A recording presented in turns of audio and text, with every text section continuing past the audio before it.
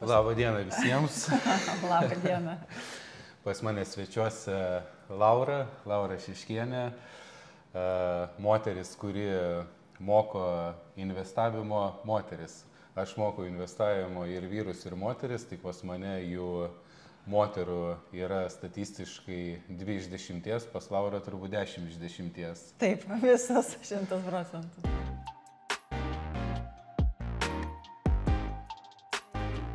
Vienas klausimas, kurį aš užduodu visada, tai ar jau investuoji? Jeigu žmogus ateina, sako, aš noriu mokytis investuoti, noriu pradėti investuoti, jis gali ateiti iš labai skirtingų pozicijų. Jis gali būti jau kažką bedarantis, jau investuojantis, tik tai jis nelabai supranta ką ir nedaro, jaučiasi, kad trūksta žinių, trūksta tokio užtikrintinumo ir nori susidėlioti savo portfelį, kad jisai būtų tvaresnis, galbūt daugiau diversifikacijos, galbūt apskritai kažkokią strategiją turėti aiškesnę planą. Bet dažniausiai, su kuo aš susiduriu, tai kaip užduotų klausimą, ar tu jau investuoji, dažniausiai sako ne, arba, žaidžiu. Dažniausiai tai tas skaičius dažniausiai 8 iš 10, 7 iš 10, kad suvokti statistiką. Sakyčiau, daugiau negu pusė. Apie pusę ateina neinvestuojančių, apskritai nieko nežinančių ir nieko nedarančių. Kita pusė ateina, kuris sako, taip investuoju, darau. Tai iš tos pusės, sakyčiau, paimčiau daugiau negu pusę, vis tiek nelabai suvokia, ką daro. O kita pusė šiek tiek gaudosi. Ten turi vieną kitą fondą, galbūt vieną kitą akciją, investuoja jau ne vienerius metus ir jau turi šiokią tokią patirtį tame. Bet dauguma moterų ateina nežinančios, nedarančios, bet labai norinčios tą daryti, galbūt jau iš labai seniai.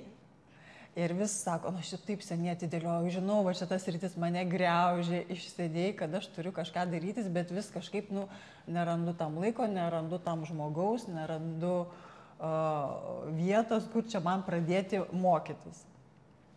Man, žinai, kaip labai patinka Swedbanko, kai nueini į elektroninę bankininkystę ir pas mane ilgalaikės investicijos, jeigu yra suma bent jau nuo 2-3 tūkstančių pozicijai ir ilgesniam laikui, aš viską darau per Swedbanką. Ir yra tokia skiltis, kur įeiti savo portfelį, investavimo skiltis, tai pirmas žodis yra ne investavimas, pirmas žodis yra taupimas ir investavimas. Okay. Tai nežinau, kaip moteris jos masto labai jau taip, kad stipriai statistiškai imti, nes pas mane vyrų daugiau yra, aišku, moterų, kai 2 iš 10 yra, bet apskritai žmonių yra taip pat pakankamai daug, tai su moterim, ką aš esu susidaręs tokią įžvalgą, kad yra nemaža dalis moterų, kurios nori tiesiog keisti savo gyvenimo būdą, sakykime, susilaukia vaikučių, ten išėję dekretinės, paskui ten nori grįžti darbus, taip toliau, atranda tokią sritį kaip investavimas, jinai nori eiti į investavimo sritį, bet čia yra jau 2 skirtingi dalykai, moteris investuoja ir tu esi investuotoja, ne? Tai yra visų pirma, kai yra žodis atidėlioja, taip toliau, tai tiek moterim, tiek vyram, tai kokia pirma savybė turi būti, kad jie apskritai turi išmokti taupyti pinigus. Taip. Tai yra 2 skirtingi dalykai, kai uždirbi iš savo pagrindinio darbo, iš savo pagrindinios kažkokios tai veiklos, verslo, išleidi mažiau negu uždirbi, tada pradeda dominti investavimas. Ir tokia kategorija žmonių yra pati teisingiausia. Bet jeigu nori nieko daugiau nebedaryti ir tarkim gyventi iš investavimo, tai irgi tai yra įmanoma, tai yra puikiai idėja, bet sumos turėtų prasidėti tikrai ne nuo 1000, ne nuo 2 ir netgi ne nuo 10, kad generuojant, kad ir 10, 20, netgi 50% metinių palūkanų, tai yra labai lengva elementaru paskaičiuoti, tai nuo kiekvieno poreikio 1000 eurų per metus yra 12 000. Tai nuo kiekvieno 100 000 generuojant 10%, tai yra po 1000 per mėnesį. Tai yra, jeigu tu turi 100 000 suskaitojant, po to 1000 per mėnesį kaip ir nieko čia įspūdingo netrodo. Bet jeigu yra poreikiai didesni, tai tada būk mielas, tu turi turėti ir įrankį. Ta prasme, investavimas tai yra įrankis. Įrankis pinigam uždirbti, bet tai turi būti ir tada tu turėti pinigų. Bet jeigu yra tikslas taupyti ir tos taupomus pinigus investuoti, kad jų būtų daugiau, o ne tik tais, kad taupyti, kitaip tariant, į koinę, tai tada kita kalba. Tai va, kiek yra tokių moterų, kurios norėtų būti investuotojom, galim sakyti, full time ir, kurios pasvajoja taip ir nes, tai yra vis tiek kaip ir žavinga moteris investuotoja, taip toliau, kokia tavo profesija investuotoja. Jo, labai tokia žavinga profesija, atrodo jau čia kaip ir sėkmės ženklas. Katie Wood, pasižiūri, yra tokia investuotoja Katie Wood, kurie, greičiausiai desigirdėjus, milijardus valdo ir taip toliau. Tai... Bet žinai, man atrodo, tas pats žodis investavimas, jis yra ant tiek platus ir jis yra labai klaidinantis. Vat šiandien, jeigu aš, tarkim, uždirbu pajamas ar ne, sugebu sutaupyti 1 eurą per mėnesį, už tą 1 eurą aš nusiperku dalį, tarkim, Teslos akcijų, tai teoriškai aš jau esu investuotoja. Taip. Ir galima sakyti, tarkim, praradau ten 30% arba uždirbau 30%. Jeigu mano portfelis ar ten 1 euras, 100 eurų, tai koks skirtumas? Jeigu tu veiksmą jau darai, tai... Bet, ką noriu pasakyti, kad rezultato iš to, kaip ir nėra. Aš nei praturtėjau, nei pralošiau, jeigu yra labai labai smulkios sumos, ar ne, tame investavime. Tai yra, sakykime, toks mini mikro investavimas, kuris nekeičia nieko, sakykime taip. Aš kažkokios gal patirties įgijau, ten žinau, kaip prisiregistruoti prie Revoluto, kaip nusipirkti tą akciją, jau kažkoks tai žingsnis yra. Bet kaip dauguma gal įsivaizduoja, arba kaip žmonės skirtingai įsivaizduoja, kas tas investavimas. Tai vienam tai asociuojasi, kad čia reikia turėti daug pinigų ir kai aš turėsiu ten daug pinigų, tada investuosiu ir tada man nebereikės dirbti. Tai tokia yra kažkokia fantazija. Kita fantazija yra, kad, gerai, aš dabar... Geras žodis fantazija, bet... Tikrai, tai yra fantazija, ar ne? Kita fantazija yra, kad, aš čia dabar atsidėsiu po 100 eurų į mėnesį, gerai, ten po 150 ir po 5 metų jau nebenoriu dirbti. Laura, įmanoma? Kaip ir ne, ar ne? Neįmanoma. Bet skaudus tas atsakymas yra toks. Taip, tai kai aš... Kaip ne, tai... Aš taip nesakau, ne, kitas, žinai. Bet yra ta vieta, kur mes per mokymus kalbame apie skaičius. Pasiskaičiuojama tai, ką tu sakei. Jeigu tu nori 1000 eurų per mėnesį, tau reikia minimum 100 000. Jeigu tu esi pradedantis investuotojas, tu tikrai 10% negausi greičiausiai, ar ne, tai gausi 5, tai tau reikia jau 200, sakykime, tūkstančių tam, kad turėti tą 1000. Tai kai mes paskaičiuojam, kad tarkim moteris, nesvarbu, moteris vyras yra įpratęs gyventi prie 2000 per mėnesį, prie 3000 per mėnesį, tai reiškia, kad tie 200 gaunasi kart 2, kart 3 ir gaunasi, kad reikia sukaupti 500 000 tam, kad tu turėtum tą patį... Ir kad tu galėtum tos pinigus išleisti ir su sąlyga neaukti, nes tada tu, ta prasme, jokio reinvestavimo nieko taip pat nevyksta. Taip, tiesiog išleidi. Tai va tada, kai moteris susiduria su ta akistata, nesvarbu, ar moteris ar vyras. Su tiesa. Su tiesa, va ta tokia realybė, tada, tai gal tada... Nežinau, dar pagalvosiu. Einu auskarus nusipirksiu. Gyvensiu šią dieną, gyvensiu tiesiog šią dieną. Tai visų pirma, reikia kiekvienam išsiaiškinti, ką jisai turi omeny, kai jis įsivaizduoja, kad jis nori būti to investuotoju. Kas jam tai yra? Ar tai yra, kad jo santaupos nenuvertėja? Ar tai yra, kad, nežinau, jis kūrėsi savo kapitalą, iš kurio planuoja gyventi pensijoje? Ar tai yra, kad jis tikrai nori, nežinau, po 5, 10, 15 ar 20 metų turėti finansinę laisvę ir gauti 1000, 2000 ar kažkiek ten 1000 eurų pasyvių pajamų. O gal jam, nežinau, paaiškėja, kad jisai vis tik turi tuos tikslus ir jam paaiškėja, kad reikia, man reikia keisti galbūt darbą, galbūt net ir pačią profesiją, nes su savo pajamom su tuo 100 ar kiek eurų per mėnesį, kiek aš galiu dabar staupyti, nu, aš iki tiek tiesiog galiu davažiuoti, ar ne? No. Yra ribos, ar ne?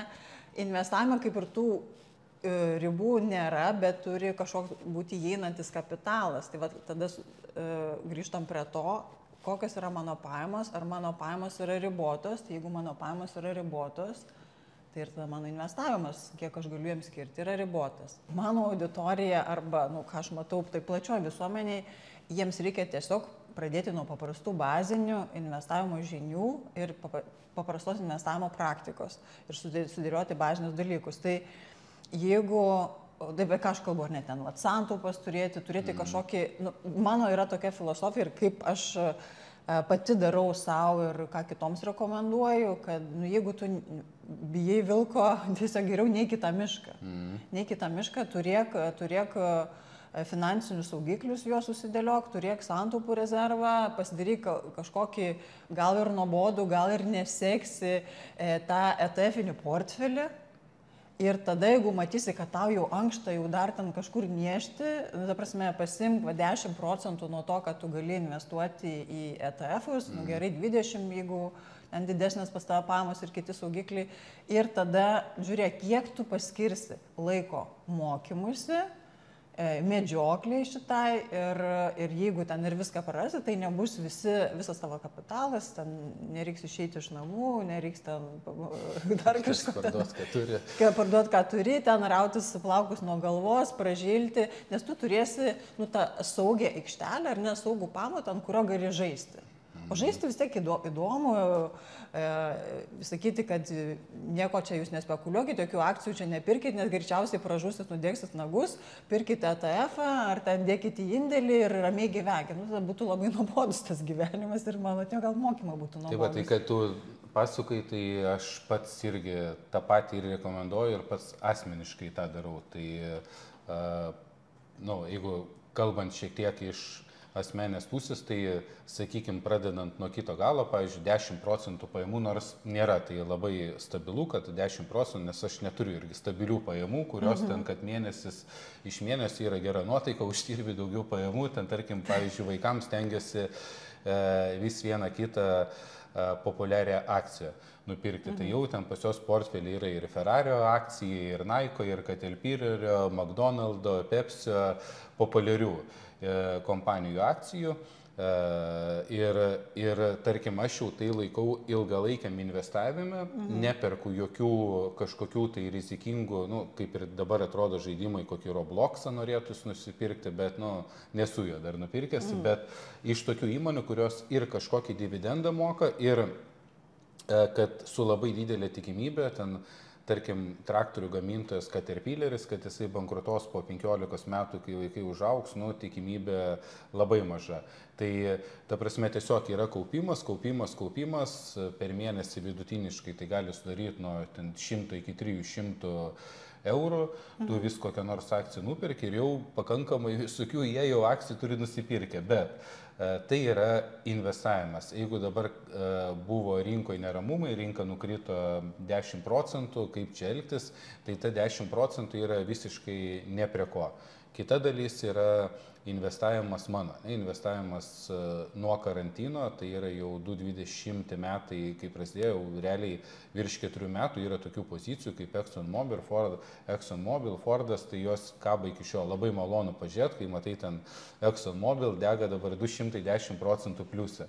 Ir tu vis dar gauni, ir kai buvo perkama po $33, dividendai buvo 3,82 dolerio, tai yra apie 12% dividendų. Tai dabar reikėtų skaičiuoti 3,5 dividendų moka, bet jeigu kas nors nusipirka būtų už 100 000 ir išnuomoja už 500, dabar nors ir vertė 200, sako, vis tiek aš uždirbu po 500, tai yra ten 6%, nors realiai gautųsi 3%. Ir tai jeigu taip skaičiuoti nuo pirkimo sumos, tai tarkim ten 12% moka dividendus. Ir čia toks 30-40% sudaro ilgalaikis, kur vis tu kaupi. kaupi užgaunamos pajamas, kaupi nieko neparduodi, kita dalis prie IPO, kur yra privačios įmonės ir plius minus 15-20% yra spekulacija. Ypač kalbant apie moteris, tai kaip tu galvoji, šiais laikais kiek yra savarankiškų moterų, kurios nori tokios būti nepriklausomos ir nori investuoti, nori būti nepriklausoma.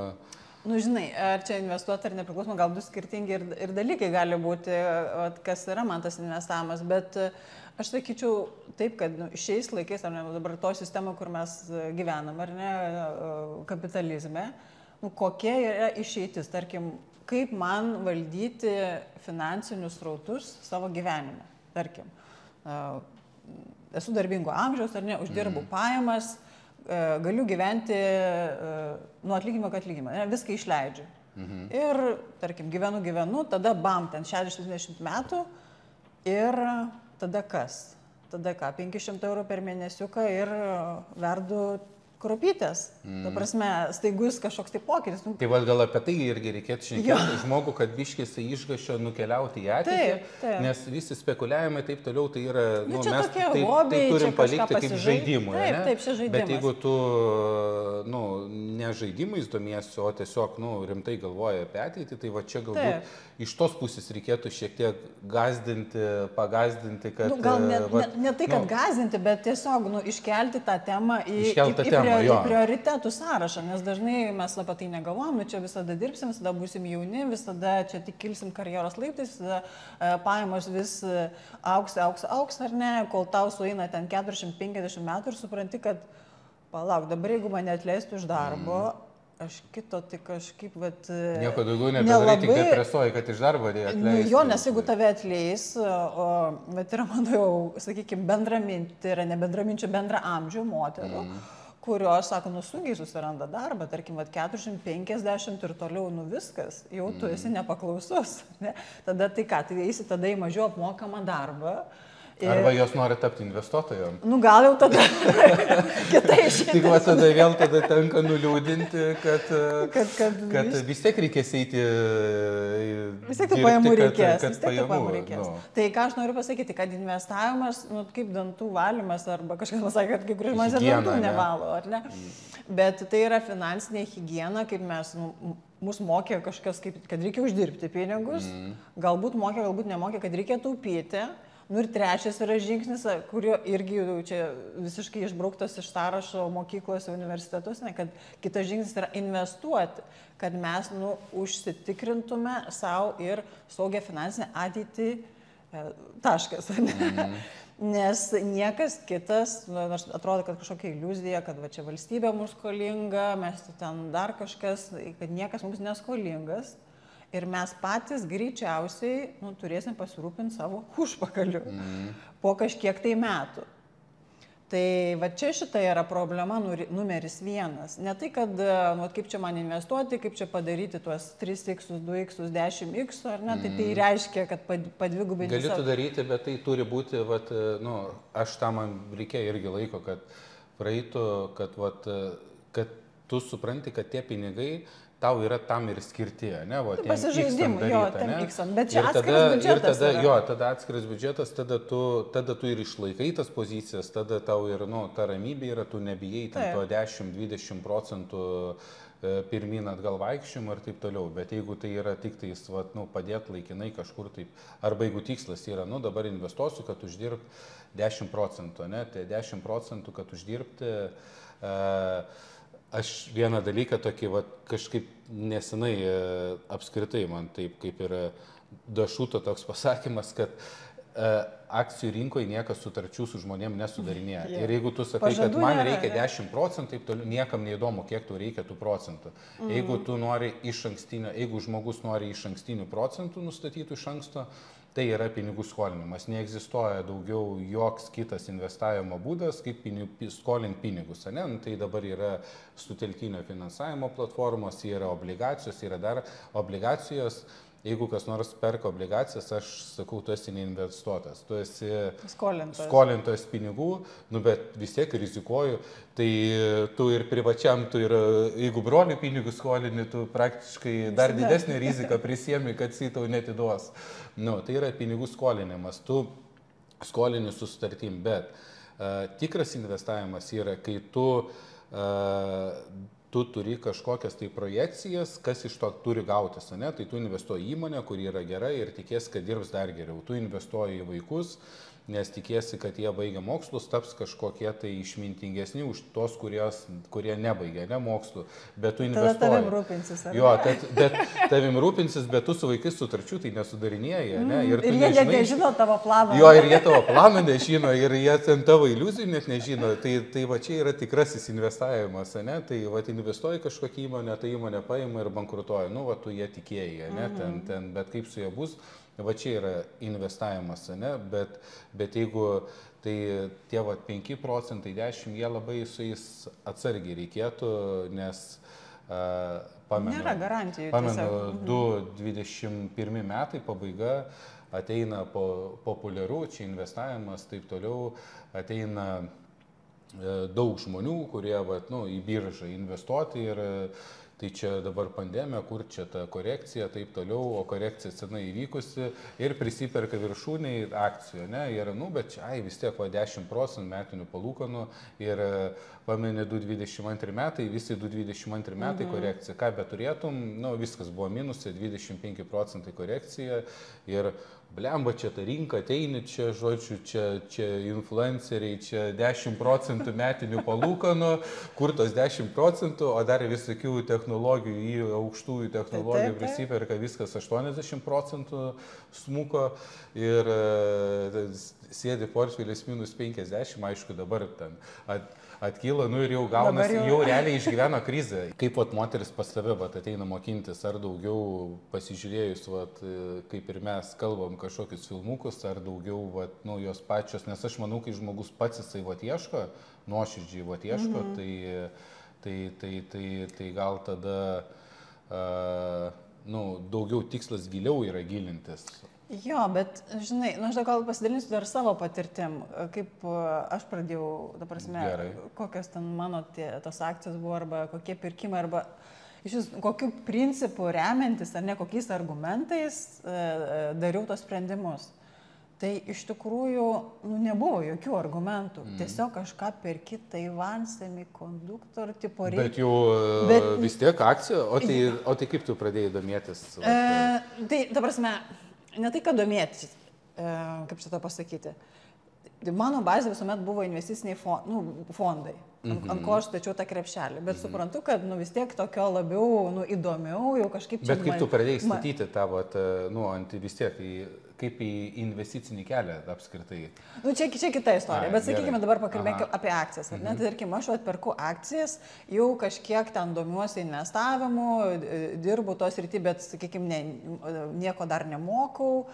Ir kažkokiu pavadinimu prisigaudau. Ir iš kur tai Taiwan, tai vis tiek turbūt naujienas skaitant. Kažkokias naujienas, kažkokie ten kolegos, vyrai ar nekalba, ten tokį vieną pavadinimą paminit, kitą pavadinimą paminit. Ir blemba, žinau, kaip nusipirkti, nedideliam sumom, paimsiu ir nupirksiu.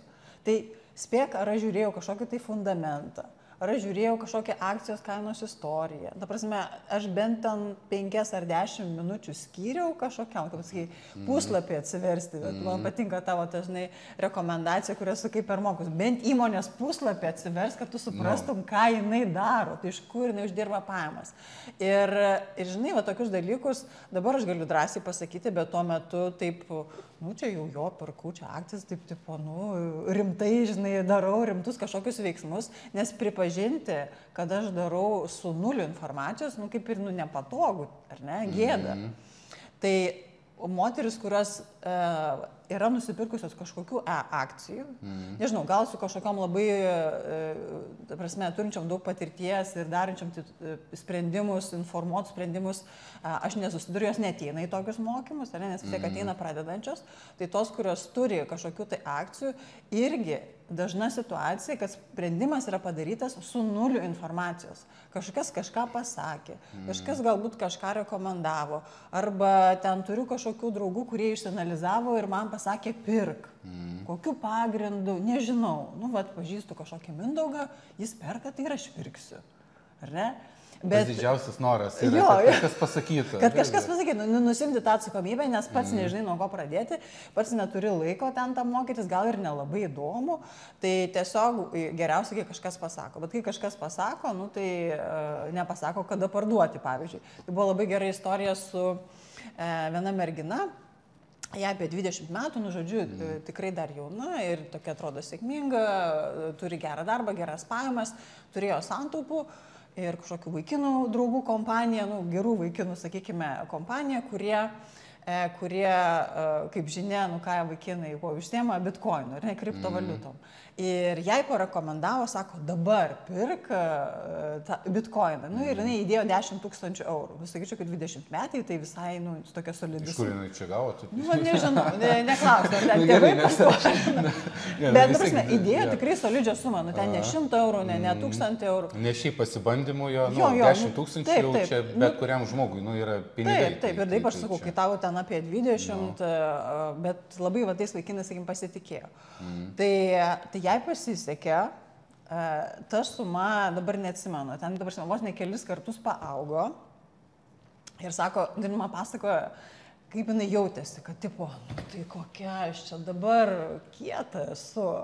Taigi čia nerealiai, taigi viską perpratau. Vieną dieną čekinį tą portfelį žiūri. Maždaug, taigi viskas čia aišku. Ta prasme, aš jau čia viską perpratau, čia tiesiog reikia įdėti pinigus ir jie patrigubėja. Tai buvo toks po žmogų jausmas. Tada, nu, kas nutinka su bitkoinu, tipinė strategija, visą tą, ką tu turėjai, viskas nuvažiavo atgal ten pat, kur buvo. Ir dar raudoną šviesą užsidegė. Nu, jai, ačiū Dievui, neužsidegė, bet ten net nereikėjo. Ta prasme, visą tą, ką jinai ten buvo patrigubinus tą savo sumą, jinai sudegė. Ir tu mastai, okei, tai nieko nepraradai, va, turėjai 10, turi 10.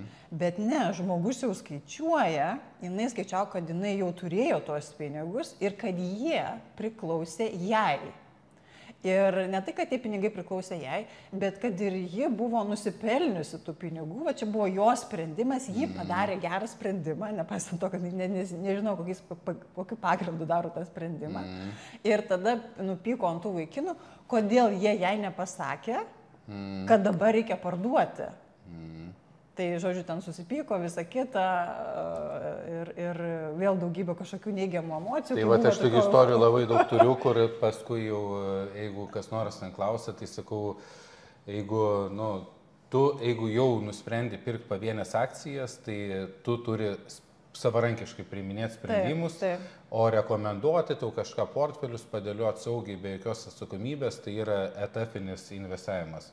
Jeigu tu patarsi S&P 500 indeksą investuoti, nu, tai praktiškai tu turi 100% garantiją, kad tu visą laiką tą sprendimą savo galėsi argumentuoti, nes, nu, kad S&P 500 indeksą kažkas atsitiktų, tai turi pasaulis bankrutuoti, ne? Nu, kad 500 galingiausių įmonių jos kažkas tai atsitiktų. Bet jeigu kažkokios tai rizikingesnės, tai tuomet su patarimais gali labai greitai prisidirbti. Tai, žinai, ką aš noriu pasakyti, čia dabar apie kripto pavyzdį patikiu, bet tas pats yra, sakykime, su akcijom. Tai ką aš savo pasakiau ir ką sakau moterims, su kuriuom bendrauju, kad tu turi žinoti, kokiu pagrindu tu darai tą sprendimą. Jeigu tu negali sugalvoti bent ten 3, 4, 5, 10 argumentų, kodėl tau reikia pirkti tą akciją, tiesiog geriau nepirk. Arba perki su mintim, kad aš perku, nu, kaip nueinu į kazino, ten statau raudoną, juodą, žinai, bet koks skaičius, bet, ta prasme, kas iškris, tas iškris. Jokių lūkesčių neturiu, tai galbūt man yra pramoga, nežinau, turiu kažkokio lošėjo gyslelę, arba noriu pasižiūrėti, kaip aš jaučiuosi. Bet į kazino nuėjus daug moterų nepamatysi. Nežinau. Olimpikas yra. Nu, va, bet tai, žinai, aš savo esu tai pasakiusi, kad per mokymus, mes skiriam, bet apie mokymus, žinai, nepasakiau, ką mes ten veikiam, nes iš tikrųjų tai mano mokymai labai skiriasi nuo tavo mokymų. Aš kartais taip pajuokauju su kai kurio moterim, sakau, jūs mano mokymus praeisit ir kai viską tada suprasit, galbūt tada registruokitės pas Mindaugą, jeigu va, jūs vis tik norit ar ne prekiauti ir geriau suprasit, kaip investuoti į akcijas. Nes apie akcijas aš kalbu vieną susitikimą, tai mes skiriam tam 2 valandas. Galvojau, galbūt ateityje ištęsim iki 2, nes tai tikrai tai yra viena iš tokių sričių, kur labiausiai moterims yra įdomu. Nu ir tikriausiai bendrai žmonėms įdomu. Tai kai aš klausiu, sakykime, apie ką jums įdomu kalbėti, ta prasme, apie ką įdomu mokytis, ar tai yra fondai, ar tai yra akcijos, ar obligacijos, ar ten kripto. Nubalsuoju už akcijas. Tai yra fondai ir akcijos. Tai, prasme, 2 kryptis, tai yra fondai ir akcijos, tai fondams mes skiriam daugiausia laiko, o akcijoms, pasakau, skiriam 2 valandas. Bet, tai yra juokingai mažai. Ir žinai, kokią išvadą jos pasidaro po mano tos paskaitos apie akcijas. Kad viskas paprasta yra? Ne, kad iš vis neinvestuoti. Išgazdinė. Nu, aš ne tai, kad noriu, žinai, gazdinti, bet mano, žinai, va, toksai tikslas, ne tai, kad aš ten, žinai, va, gazdinu, kad taip nedarykit, bet tikslas, kad nedarytų tiesiog beleko, ar ne, nu, kad nepirkinėtų nesąmonių, nu, nebent pačios supranta, kad aš darau nesąmonės, o jeigu ir nuspręstų tą daryti, kad bent kažkokius, žinai, va, tos bazinius dalykus, bazinių klaidų nepadarytų. Kokių, žinai, bazinių klaidų? Nesuinvestuotų visų savo santaupų, ar ne? Pasimtų kažkokią, tai, sakykime, 10% savo santaupų, 5% savo to investuojamo norimo investuoti biudžetą. Pasiskirtų akcijoms. Susirastų 1, 2, 3, nu, sakykime, maks 5 pozicijas, ar ne? Kurios joms yra įdomios ir pasižiūrėtų bent kelis dalykus. Ne? Suprastų, ką ta įmonė veikia, kaip atrodo akcijos kitimo grafikas ar ne per ilgą laiką, ar ta akcija kažkokia chaotiška, šizofreniška, ar jinai dabar, žinai, kažkaip labai gražiai augo kaip kokia Coca-Cola. Aš vadinu nervuotam akciją, jeigu tai tokias... Va, tokia vizualinė medžiaga, žinai, pasižiūri. Tada bent kelis kažkokius fundamentinius rodiklius. O kaip tu sakei apie tą Virgin Galactic, ne, tu pasižiūri, įmonė verta tiek, pajamos ten ar ne, pirkėjai ten 7 ar kiek. Tai 7 klientai, 7 kelionės parduotos, bet 10 milijardų įvertinta. Bet 10 milijardų, viskas bus labai gerai. Tai, ta prasme, viskas okei daryti ir tokių, sakykime, pozicijų pirkimus, nes, kaip sakant, nu, mes nežinom ir nežinom, kurią ten pusę viskas nuvažiuos, gal galėjo nuvažiuoti ir kitą pusę. Taip ir kartais pasiseka, bet ta prasme, kad tada akcijų portfelis, jeigu, sakykime, aš turiu 5 pozicijas, kad tada vat, viena pozicija yra mano tokia vat, paremta lūkesčiais, kuris, sakykime, ten neturi pelno, ar ne, ten pervertinta, ten, nežinau, negeneruoja kažkokių solidžių pajamų, nežinau, bet kažkodėl jie tikiu, tai tada okei. Ne, bet tada, jeigu tu esi pradedantysis investuotojas, tai paieško kelių tada kitų ten tų 3-4 įmonių, kurios dirba bent 10 metų, ar tarkim yra biržoje bent 10 metų, kur turi solidžius verslus, turi solidžius pajamas, augančius pelnus. Nėra galbūt tam, nežinau, pervertinta, kur čia iš tavo mokymų štai paėmiau, kad instituciniai investuotojai ir nesudaro bent 60%.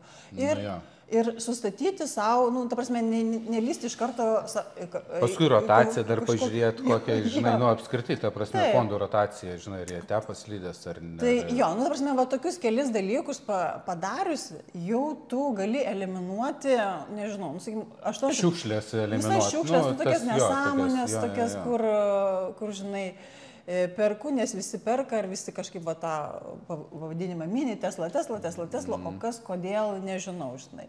Tai pasižiūrėti, ar jinai čia pelninga, nepelninga ta įmonė, kiek ten tų darbuotojų daugėja. Bet dabar Tesla, žinok, yra, jeigu uždengt Teslos ženkliuką ir paimti, vat, grinai, va, taip, nu, daug popierių atsispausint su buhalteriniais visais reikalais, Tesla yra labai kieta įmonė. Gal Toyota lenkia savo rodikliais, o šiaip pajamos, pelnai, turtas pagal jos dabartinę vertinimą 700 milijardų kapitalizacija, 100 milijardų pajamų, ten 16 milijardų pelno ir 1,2 milijardo skolų.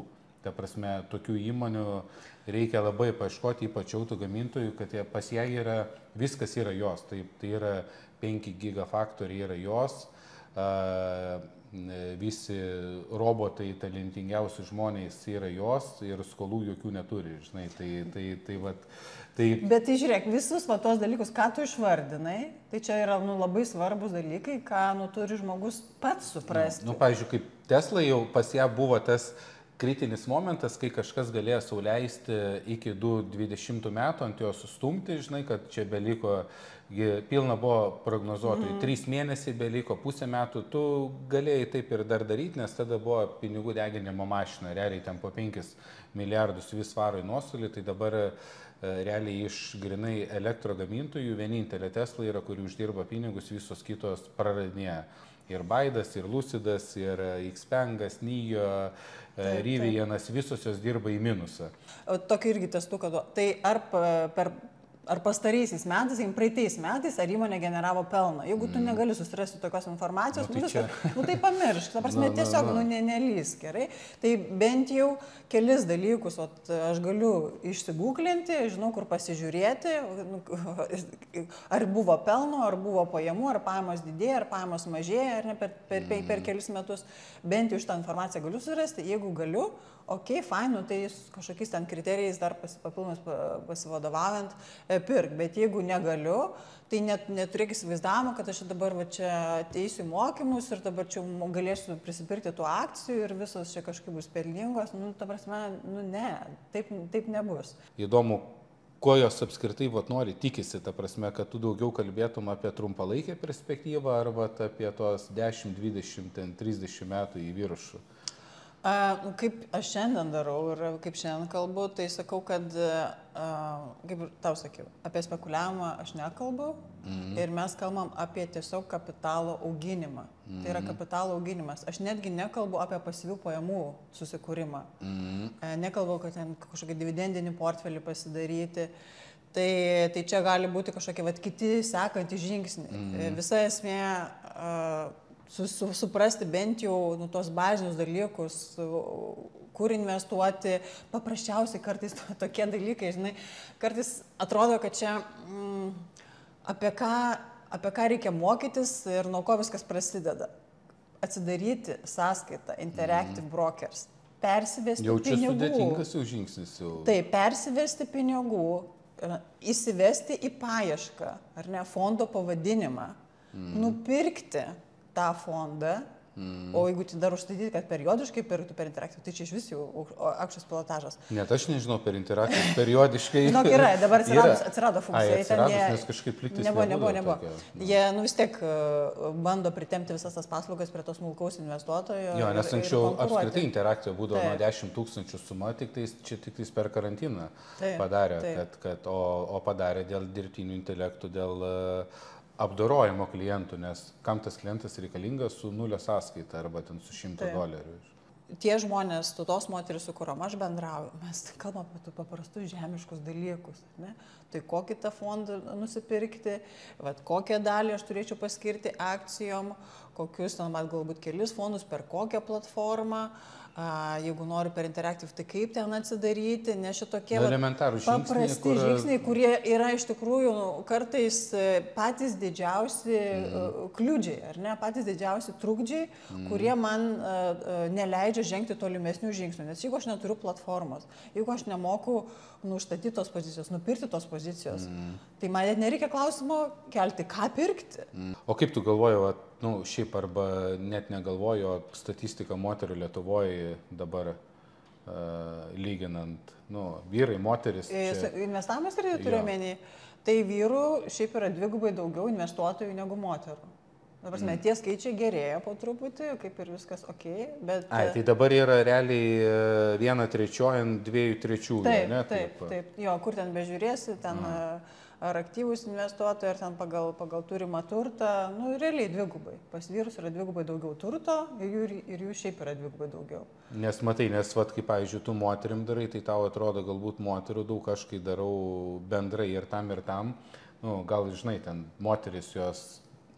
Ne visos ten eina pas mane, žinai, mokintis, nors aš kalbu labai bendrai apie viską ir apie investavimą, apie tą, bet dar iki 2020 metų buvo maždaug taip 10 viena moteris maksimaliai, netgi taip ant 15 viena. Dabar jau statistika taip, taip 2,5, žinai. Tai maždaug taip ir gaunas ta 1/3, bet 1/3 aš netempiu. Netempiu. Tai dėl to, žinai, įdomu, nes yra oficiali statistika dar, bet ant to nesitempia. Taip, o dar prieš mums sustinkant šiaip, žiūrėjau ir dabar, kai dar gali per dirbtinį intelektą paklausinėti, tai šiaip pasaulyje yra, jeigu imti fondus, institucinius žaidėjus, instituciniai skaitus, kurie valdo virš 100 milijonų turto, tai Amerikoje dabar jų yra beveik 6,000.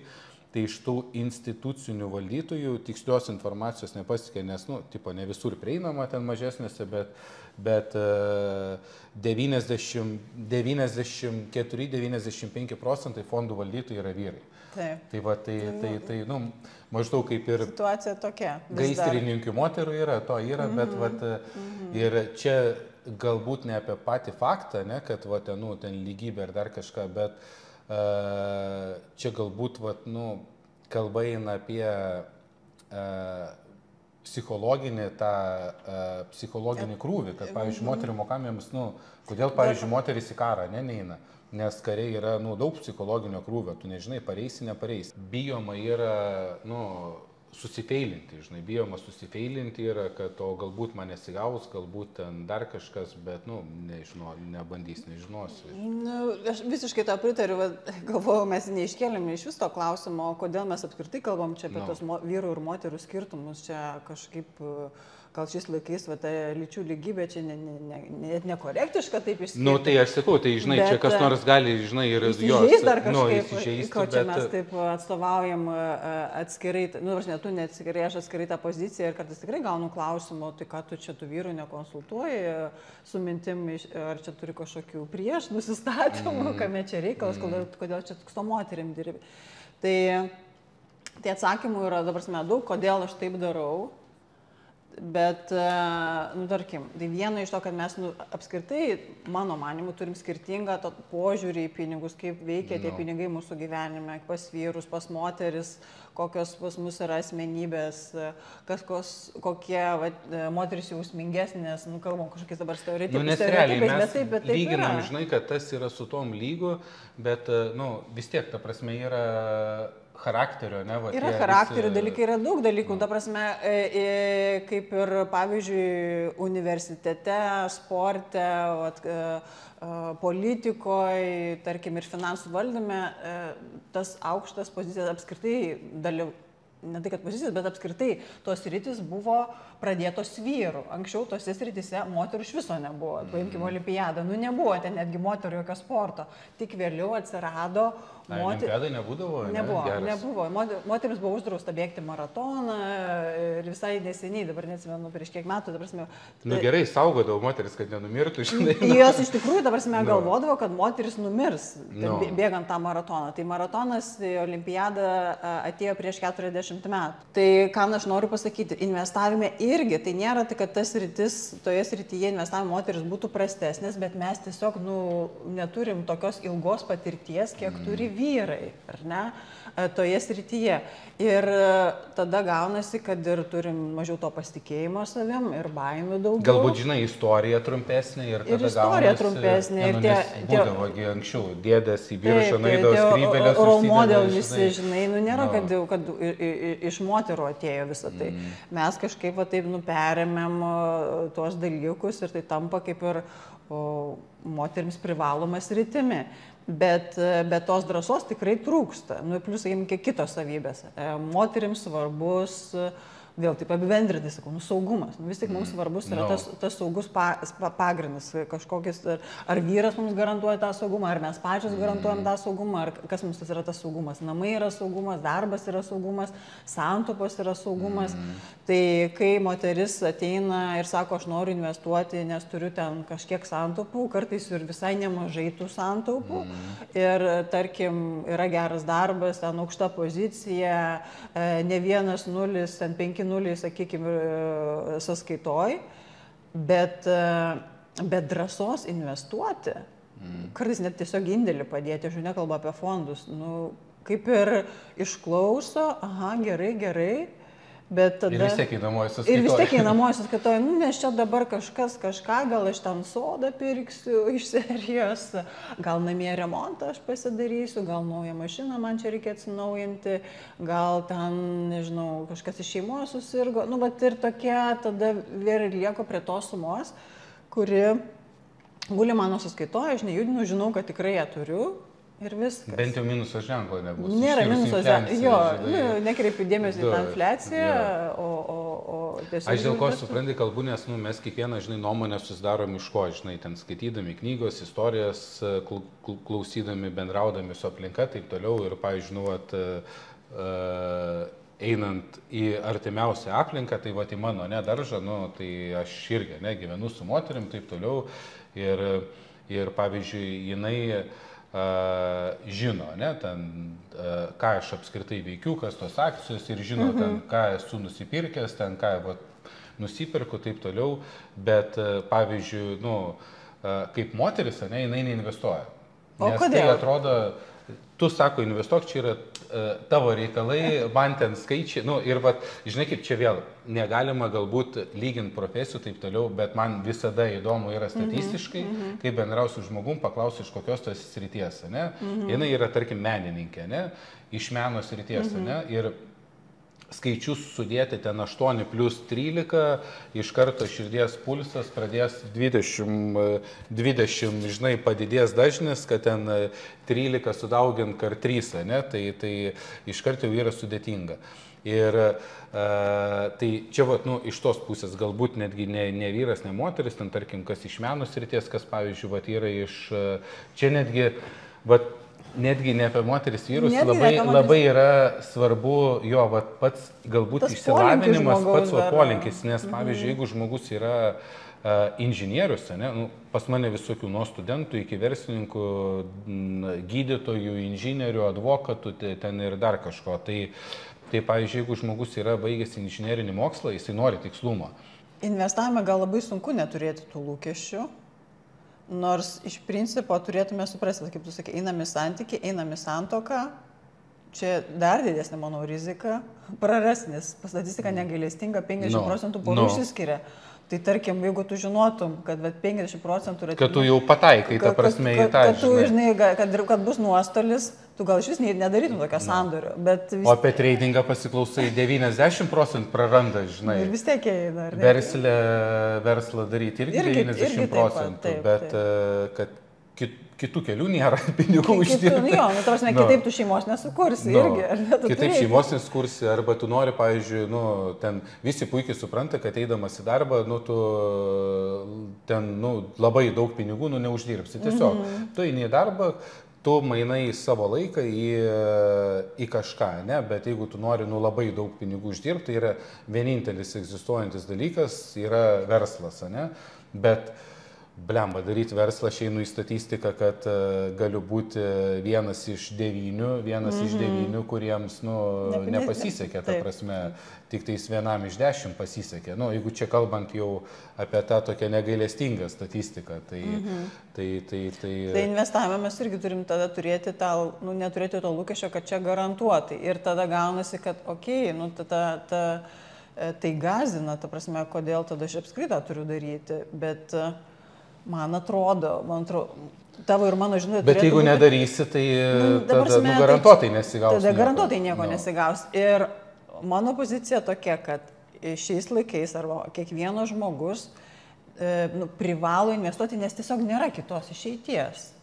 Aš nekalbu apie tradingą, aš nekalbu, apie spekuliavimą, bet tai kaip tos pinigus laikyti, kad jie nenuvertėtų? Tu turi daryti kažkokius sprendimus. Man, yra tokių pasakymų, blemba, tai čia kaupsi čia dabar iki tos pensijos, o jeigu nedagyvensiu. Numirsiu, jo čia geriausias argumentas. O jeigu nenumirsi. Važiuoju, aš, mašiną draudžiu, saukasko draudimo, nėra tos avarijos ir nėra. Kaip nepadarau avarijos, jau žiūriu, išleidęs jau ten virš 500 eurų, jau atrodo galėtum, žinai, ten, kaip metai, taip sąskaita, žinai, už tą, ten, kaip ta mašina sveika, taip, žinai, sveika. Ir palauk, tai gerai, tai dabar šitaip, o jeigu nesidrausiu, o jeigu, tai ten, pavyzdžiui, kai yra klausimas, gyvybės, ne draudimą. Aš, pavyzdžiui, draudžiu savo gyvybę, yra 20 labai aiški formulė, už kiekvieną 100 000 kainuoja mėnesiui 27 eurai, ne? Ten 26, ten 70, kažkas tokio. Tai aš, pavyzdžiui, sutinku 55 eurus paaukoti, išmesti, išmesti, bet aš žinau, kad pas mane sutartį, jeigu man kas nors atsitiktų, kad per 5 darbo dienas mano šeimoje ten perves 200 000 ir jie galės bent jau čia metus, 2 ar kažkiek ramiai tvarkytis reikalus, nesvarbu, ką aš ten turiu, ko neturiu. Ne? Ir kitas dalykas, tai tu čia ruošiesi mirti. Ne, aš nesiruošiu. Tai lygiai taip pat ir investavime, ne, kad tai tu ruošiesi darbą prarasti, nesiruošiu. O jeigu tu, pavyzdžiui, o jeigu tu neturėsi, o jeigu gyvenime kažkas atsitiks, ne, tai o jeigu tau trauma kažkokia, o jeigu dar kažkas. Ar ką darysi. Tai čia tas investavimas yra kaip koks kasko draudimas arba dar tu tiesiog turi draust savo gyvenimo gerovę. Taip, ateitį. Ir žinai, kalbant apie moteris, kaip ir nepalėtėm, kodėl tos moteris. Iš asmeninės perspektyvos ar bendrai, žinai, skaitant literatūrą, statistiką.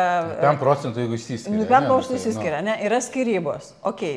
Tarkim, pora turi vaikų, dažnu atveju turi vaikų. Tai su kuo tie vaikai gyvena? Kur garantija, kad kitą vyrą rasti? Kitas vyras, viena garantija, kita garantija, kokia garantija, kad tu gausi alimentus apskritai. Tai dar, yra daug rizikų ir tada gaunasi, tai neturiu darbo, neturiu finansinio raštingumo, neturiu kur gyventi ir turiu 2 vaikus. Tai, ir man tada, yra 40. Tai tai bent jau būtų kažkoks, jeigu būtų bent jau kažkokia bazė, ne, tai tu kažką reikia. O kaip tu moteris mokini tos finansinės populiarios pagalbės mokini, kai yra populiaru ten turėti bent 3-6 mėnesių ta pagalbė, yra tokia dalyka? Aš paklausiu, vienas iš klausimų, kurių klausiu, ar jau investuoji ir paklausiu, ar tu dirbi, ar turi santaupų. Ir pasižiūriu, žinai, kad tarkim, nedirbu, neturiu santaupų, bet jau noriu mokytis investuoti.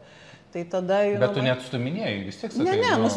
Bet kad yra rizikos, iš tikrųjų turėtų tada žmogus paraleliai daryti tos dalykus. Tarkim, jeigu turi 100 eurų, kurį nori investuoti kas mėnesį, tai tada logiška būtų, 50 eurų tu atsidėki santaupas, o 50 eurų tada skirk investavimui. Kad tu turi kaupti tą pagalvę.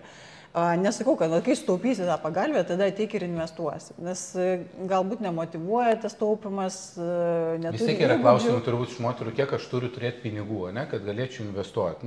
Nes manęs vienas iš 5 dažniausiai yra klausimų, kiek turiu. Aš atsakau, kad mokymuisi pinigų reikia turėti, kad į mokymus susirašyti. O paskui jau tai tu, nes mano tavo užduotis yra puzlė, kažkiek sudėlioti galvoje. Tai tu paskui puzlė, aš turiu tokių pavyzdžių, kur pas mane atėjo mokintis investavimo, sako, tu man tai puzlė sudėlioji, kad aš, sako, perpirkau žmoną, kur dirbo kliniką ir, žodžiu, dabar klinikos esu savininkas. Taip, sako, padariau, kad iš ES pinigų gavau, taip toliau, nes, žinai, jisai kaip, aš, sako, supratau, kad, aš, sako, turėjau santaupų 10 000, aš, sako, supratau, kad,